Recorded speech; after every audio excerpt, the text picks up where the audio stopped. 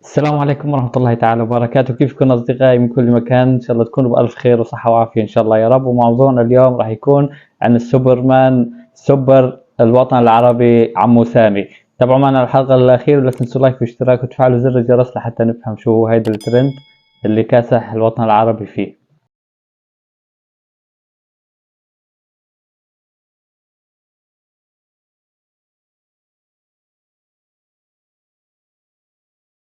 لكم من جديد شاهد الحلقة الأخيرة، لا تنسوا اللايك والاشتراك أهم شيء لحتى يزيد التفاعل. أصدقائي، موضوعنا اليوم عن سوبرمان الوطن العربي. عمو سامي هو سوبرمان الوطن العربي كلياته، كل الناس عم تستنقط فيه لعمو سامي. شو قصته عمو سامي اللي كاسح الترند التيك توك كلياته هالأيام؟ أصدقائي، عمو سامي هو زلمة بيصلح سيارات أربعيني من ليبيا، بيشتغل تصليح السيارات، وكان في عنده زباين كتير. وواحدة من هاي الزباين هي بنت. في مرة من الأيام كانت عم تصلح سيارته، بالصدفة صورت فيديو عنه لعمو سامي، فحكت عنه إنه هو أكتر شخص بيشتغل في تصليح السيارات كل كل ضمير. يعني كان عم يصلح لها السيارة ورجع لها سيارة جديدة. فهيدا الفيديو اللي دا شايفينه قدامكم يا جماعة هو عمو سامي، أحسن من إذا حيث أول صلاح مرة بتشوفوه السيارات. يعني. عمو سامي، هيدا شكرا الكرج لك. عمو سامي، كل الشغل عمو سامي. اللي كانت البنت بتروح تجي لعنده.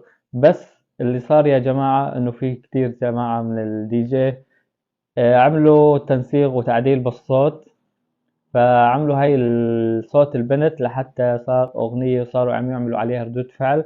في نعرفكم على عمو سامي مدامنا موجودين بسيرة عمو سامي. هيدا عمو سامي يا جماعة. اللي قالت بالفيس عمو سامي، قلت لها شكرا بكر عمو سامي، نورت طبعا جروحي ولامي. منور عمو سامي سامي فوديه سوبرمان الوطن في العربي. الورشة ما في عادت فيديو فيه، كمان حاب يا اورجيكم اياه كمان عن بالفيس عمو سامي. فضحتي بيه. مثل ما شفتوا يا جماعة، هيدا هو عمو صلاح سامي اللي السيارات. كاسح عمو ترند التيك سامي، توك هالأيام. شكرا كل العالم بكر. غرقانة وفيضانات، وكل العالم عم ما بتعرف شو اللي عم كده بيصير صيف معها، يا وعم مارو، تستنغب حبيبي بسوبرمان الوطن العيد العربي اللي أيام هو عمو الطابور. سامي. طبعا أصدقائي، جبت لكم الفرقة اللي هي عدلت على الصوت وعملته من صوت عادي لصوت دي جي وأغنية ومن هي الأمور. بس الشيء الوحيد اللي حابب أحكي لكم إياه، خلوا ليته لآخر الفيديو إن شاء الله، وإن شاء الله حكي مهم، إن شاء الله تستفادوا منه. وهيدي هي الفرقة يا جماعة مثل ما شايفين قدامكم بالشاشة. عمو سامي، عمو ماي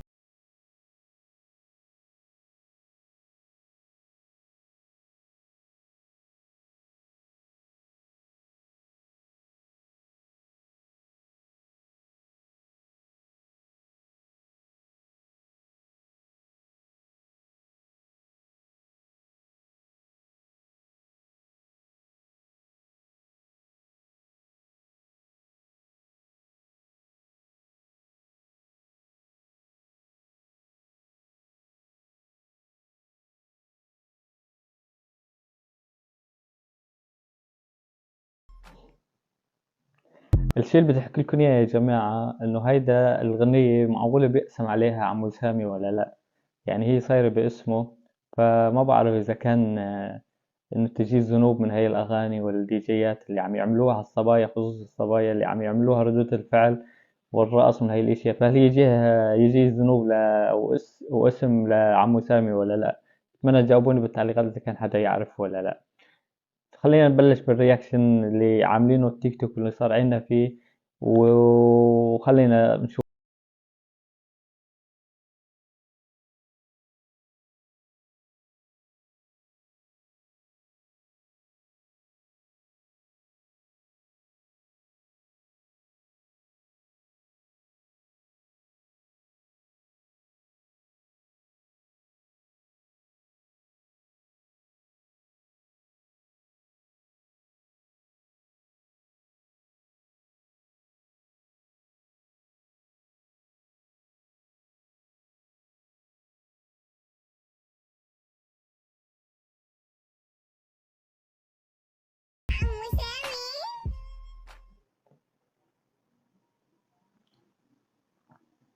بس يا جماعة، هيدا الشخص الحجي صح انه بيعمل رقصات ويعمل اشياء، بس في بعض الرقصات والهزات مش لابقت له كتير يعني. يعني لو انه طفل ولد صغير ما بيقبل بهيك رقصات. عرفتوا كيف؟ وبهز هيك هزات قدام الكاميرا وقدام الشاشة، بس كرمال شوية فيوز وفولو على التيك توك وعلى اليوتيوب. ما بعرف شو عم بيصير معها الناس، ما بعرف والله. هيدا يا جماعة، هيدا كمان حتى هو مصلح سيارات عمو سامي. أو بيكتب لافتات. غرقنا هيدا بيكتب عمو لافتات على سامي. السيارات. شايفين إنه الترند هيدا كاسح العالم كلياته. طالع حلو على الترند عمو سامي على السيارة يعني. غرقنا عمو سامي غرقنا. شايفين يا جماعة كتير عالم متأثرة بهيدا الترند على اليوتيوب وعلى التيك توك، فلهيك في كتير ناس عم تعمل رياكشن هلا وعم تعمل ردود فعل على عمو سامي ورقص وحركات، يعني في منه محتوى هابط، بس كل العالم متأثرة بهيدا الترند. شوفوا هيدا الفيديو كمان يا جماعة. عمو سامي. عمو مي حتى هي الموزة كانت عم تعمل رياكشن على عمو سامي. غرقنا عمو سامي. نيالك يا عمو سامي. جي يلا بتمنى عمو سامي يستفاد من هيدا الموضوع، بس أنا هيدا الشيء اللي بدي أحكي لكم إياه، بتمنى إنه هو يستفاد يعني مصاري أو يستفاد شهرة من وراء هيدا الموضوع. عرفتوا كيف؟ شوفوا لي على هالموزة هي، حتى هي الموزة حتى بالصالون متأثرة بعمو سامي. عمو سامي. عمو مي عمو سامي. غرقنا غرقنا عمو سامي. جي يعني مثل ما شايفين يا جماعة، هي البنت يعني من ضمن المحتوى الهابط، يعني من خلال ما شفتوا من الفيديو إن لبسها ما ظابط يعني تعتبر من المحتوى الهابط اللي كتير ناس عم تعترف فيه إنه هيدا محتوى هابط، وعم يصير جدل كتير كبير عليه هيدا المحتوى. فحتى هي متأثرة بأغنية عمو سامي وعم تعمل عليها ردود فعل. شوفوا هيدا المصلحة كمان، عمو سامي. هاي البنت كمان عم تصلح سيارة. غرقنا عمو سامي. الواضح من منظر البنت ما ظابط كمان. فسوبرمان الوطن العربي هل يؤثم من وراء هيدا الموضوع ولا لا؟ ولا هن هيدول صانعين الدي جي هن اللي بيقسموه؟ والله ما بعرف. في الموضوع بده نسأل شيخ أو نسأل أي حدا كرمال يحل لنا هاي القضية وهيدا الموضوع. فما بظن إنه عمو سامي يقبل بهيدا الموضوع أساسا. شوفوا على هيدا. عمو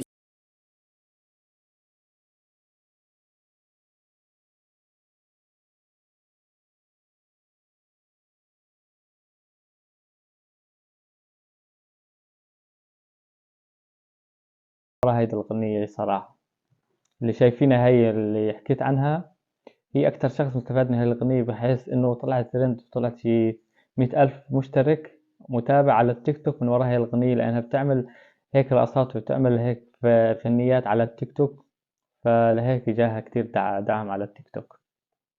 شوفوا لي هيدول الشخصيات الأربعة عمو سامي. عمو مي مثل ما انتم عمو شايفين، سامي. موكا وزمانة وسفيدو وشمس كلياتهم متأثرين على هاي الأغنية. جي يلا هو الواضح إنه عمو سامي هو الغرق فيهم يا جماعة، مش هن غرقانين. عرفتوا كيف؟ الموضوع يا جماعة في كتير ناس عم تستخدمه إنه بس صار مطر أو صار شيء أو صار شتاء أو صار ناس عم تغرق وفيضانات، عم يحطوا هيدا الترند لعمو سامي أنقذنا. فلهيك أنا عم سميه سوبرمان الوطن العربي لعمو سامي، لأنه هو هلا عم ينقذ كتير ناس. عمو سامي. قولي على هالمزة هي. عمو سامي. غرقنا يعني هاي الصراحة يعني هيك مرتب المحتوى شوي. جي يلا هي شوي هيك مرتب محتواها ومرتب الفيديو اللي كانت مصورته. شوفوا لي على هيدول الاثنين كمان. غرقنا عمو سامي. يعني حولوا الموضوع لبياخة كتير صراحة يعني. كل العالم عم تمثل بتفاهة. يعني مثل ما شفتوا لبس البنات ما انه ظابط ابدا، يعني كمان بيعتبروا من المحتوى الهابط. عرفتوا كيف؟ انا بدي اعمل سلسلة على المحتوى الهابط بالتيك توك. اتمنى تتابعوني وتفعلوا زر الجرس لحتى تشوفوا بنزل فيديوهات بتشاهدوها كاملة يا جماعة. وهدول الصبايا مثل ما شفتوا يعني بيعتبروا من المحتوى الهابط على لبسهم، يعني انا بعتبر اللبس يعني شيء من المحتوى الهابط صراحة يعني هي بتفسد كتير أخلاق كتير عالم وكتير شباب وبنات كمان، بخربوا عقولهم بس كرمال لبسهم ما ظابط لحتى يجيهم شوية مشاهدات على التيك توك. شوفوا هيدول عمو الشخصيتين سامي. كمان.